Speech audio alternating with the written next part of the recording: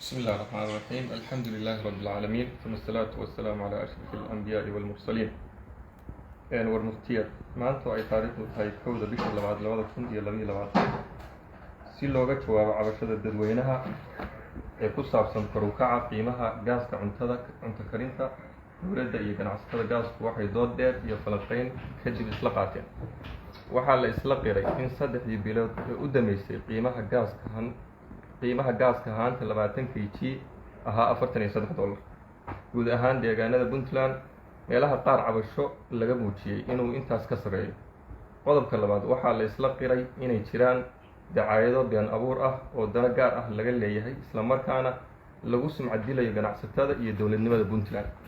qodobka saddexaad, waxaa qiimaha gaaska cunto karinta oo dib u eegis lagu sameeyay dhanka canshuuraha iyo dhanka faa'iidada shirkadaha lagu jaangooyay sida soo socota. 1. haanta 20 kg ah qiimaheeda waxaa laga dhigay $39. haanta 13 kg qiimaheeda waxaa laga dhigay $25. haanta 11 kg qiimaheeda waxaa laga dhigay $21. haanta 6 kg qiimaheeda waxaa laga dhigay $11.5. 4. guddi ka kooban dowladda iyo ganacsatada gaaska cunto karinta ayaa si joogto ah ula socon doona isbedelada qiimaha gaaska cunto karinta. qodobka 5aad, waxaa la isla qaatay in shirkadii iibisa in ka badan qiimaha la isla jaangooyay laga qaadi doono tallaabo sharciga waafaqsan. waxaa lagu wargelinayaa dadweynaha Puntland in aysan wax ka iibsan karin shirkadii sheegta wax ka badan qiimayaasha la isla jaangooyay isla markaana u soo gudbiyaan hay'adaha dowladda ay qusayso. qodobka 7aad, dadweynuhu wixii cabasho ku saabsan gaaska iyo qiimihiisa waxay kala soo xiriiri karaan lambarada soo socda. 1. Safi Gas, lambarka gaaban 330. 2. Haas Gas, lambarka gaaban 2020. 3. Badbaada Gas, lambarka gaaban 2121. 4. Sahal Gas 6244444. 5. Bunti Gas 783 eber 623. aad iyo aad waa mahadsantihiin. wabillahi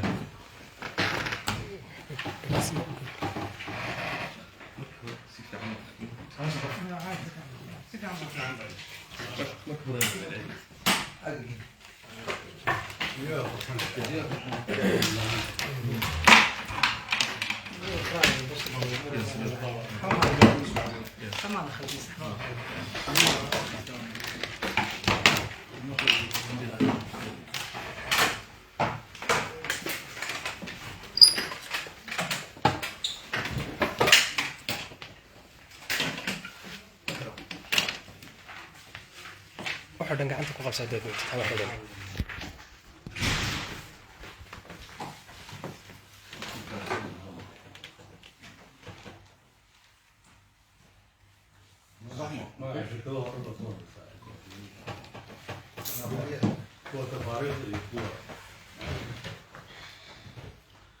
بسم الله الرحمن الرحيم والصلاة والسلام على رسول الله. أما بعد فسلامتين دمانتين مدحة الدولة iyo meediyada iyo shirkadaha gaas. anigoo ku hadlaya magaca shirkadaha gaaska keena iibiyana sida laydin aqriyay warmujiyada ku qoran ayaanu isla qaadanay annaga iyo dowladda.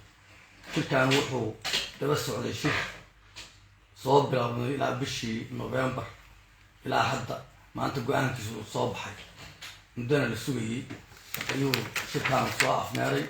heshiiskaas sida dowladda iyo ganacsatadu isla gaareen ayaa dhaqan galaya haddii ilaahidmo. ganacsatada gaaska iibisa ama tafaariiqley ha ahaato ama kuwa keena ha ahaadeen waxaan ku wargelinaynaa inay u hoggaansamaanin ama go-aamada ka soo baxay shirkan. وعدي كحد قدرتنا عندي وحوي يعني دولتنا شرطة وافق كذا الله وشر وشر هذا وحوي أيامها أنتير يشري واحد سعودي تعايدوا سداد وغميد كقول lagu sabcan dulayo annaga ganacsatada iyo dawladda labadaba lagu maariyo ciddii waxaas faafisay waa war xumow laguwaa jawaabteedii halkaan ka soo baxday muxuu ahaaye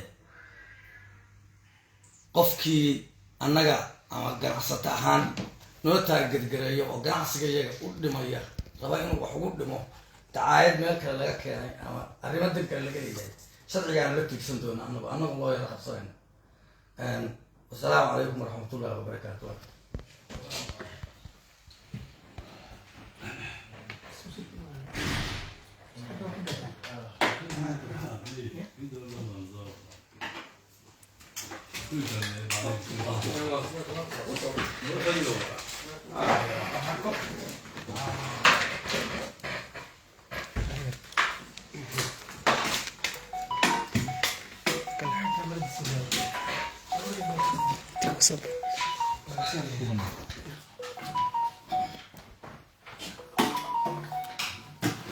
كنت تسوق مع دارك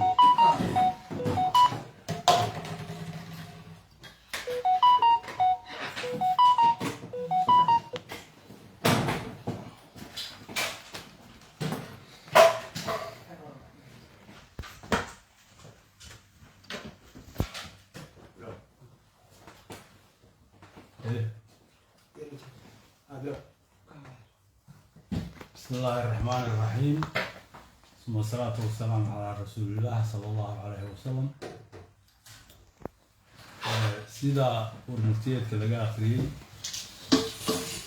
isla markaana uu ka warbixiyey gudoomiyaha shirkadaha gaaska cunto karinta tan iyo November 2021 waxaa soo socday shirar lagaga hadlayo gaaska iyo qiimihiisa iyo habka uu shaqeynayo iyadoo loogu danaynayo deegaanka iyo bulshada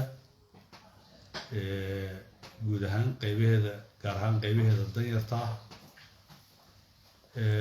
waxyaabaha doodaha ku saabsan arrintaasi meelo badan bay soo mareen dhowaan waxaa lagaga dooday shirka golaha wasiirada guddiyaha loo saaray arrintaasi waxay soo socoto waxay kusoo idlaatay maanta oo bishu ay tahay 1 bishii 2022 warmurtiyeedka uu akhriyay agaasimaha guud ee wasaaradda ganacsiga waxaan rabnaa warmurtiyeedka nuxurka uu xambaarsan yahay in sidiisa loogu dhaqmo sidiisa loogu tixgeliyo qiimayaasha la gooyey waxa weeye ugu badnaan maaha uu ka yaraan karaa waxa weeye macnaheedu waan laga badin karin qiimayaasha la gooyey wuxuuna salka ku hayaa halbeeg la yiraahdo kilogram oo mid walba lagu horqoray kilogramkiisa iyo inta dollar u dhigmo sida loo dhaqan gelinayo waa la korjoogtayn doonaa shirkadaha iyo hay'adaha dawladda khusayso intuba qayb ay ka noqon doonaan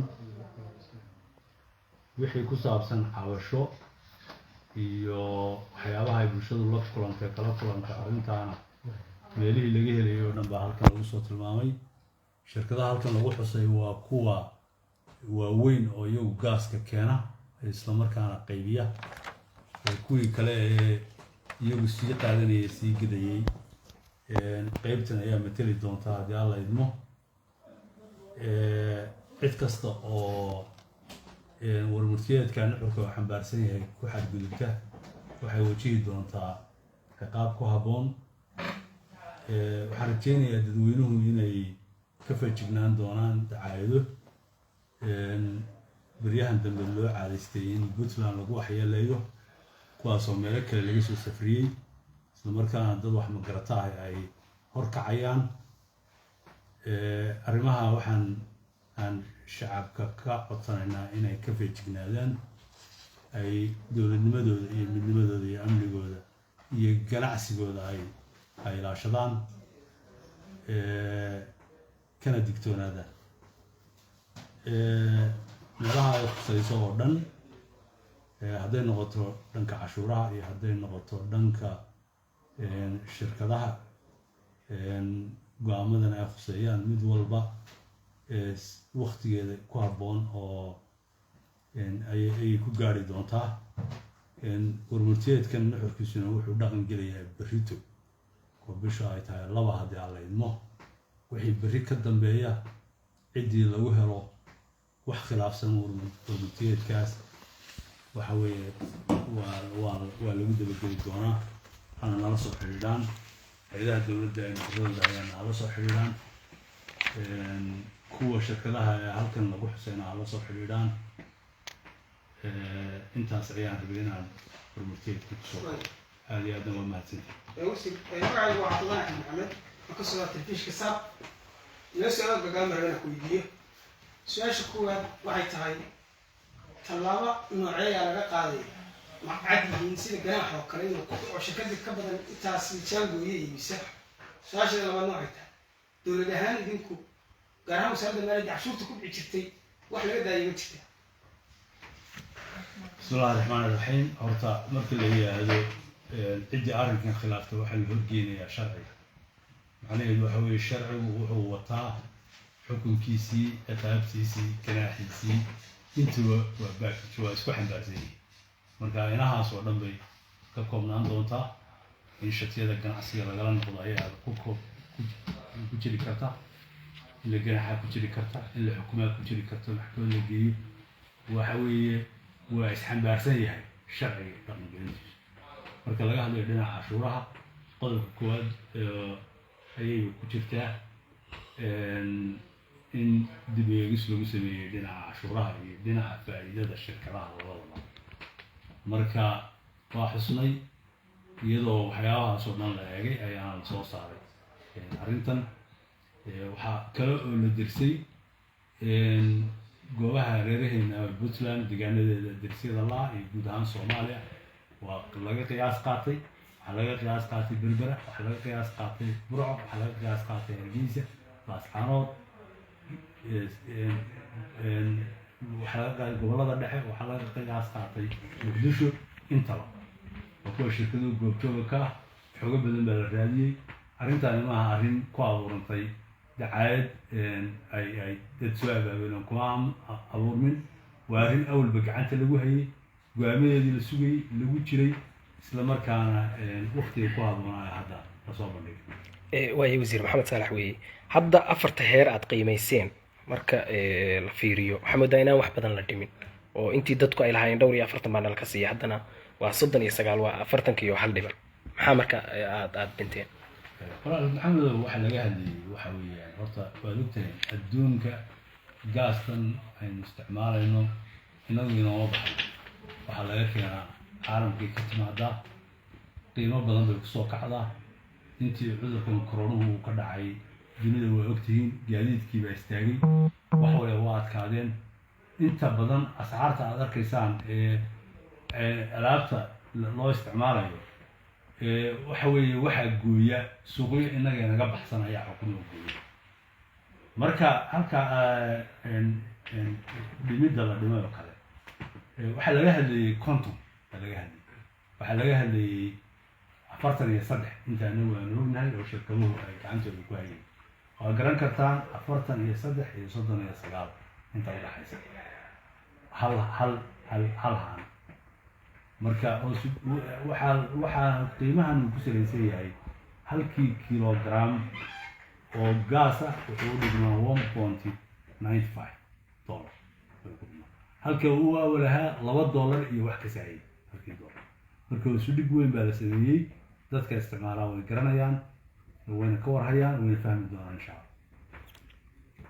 maxaa ugu jawaabaysaa dadka idinle haantan Hargeysa $39 Hargeysa $20 la ka siiya oo shacabkii arrintaas waa arrin aan saliya raatoona lahayn. Hargeysa haanta gaaska ee 20 kilogram waa kuwa shirkadihii gaasku waa fadhiyaan waxaa laga siiyaa $34 baa laga siiyaa.